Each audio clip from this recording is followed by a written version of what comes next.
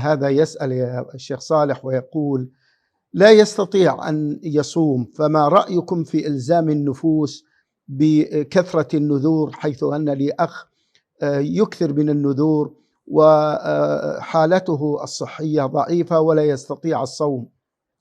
نهى النبي صلى الله عليه وسلم عن النذر، لأن الإنسان يلزم نفسه بشيء لا يلزمه في أصل الشرع، فهو الذي ألزم نفسه به. فإذا نذر طاعة وجب أن يؤدي هذا النذر، لقوله صلى الله عليه وسلم: من نذر أن يطيع الله فليطعه. قال سبحانه: وما أنفقتم من نفقة أو نذرتم من نذر فإن الله يعلمه. هذا نذر الطاعة، ويجب الوفاء به. نعم.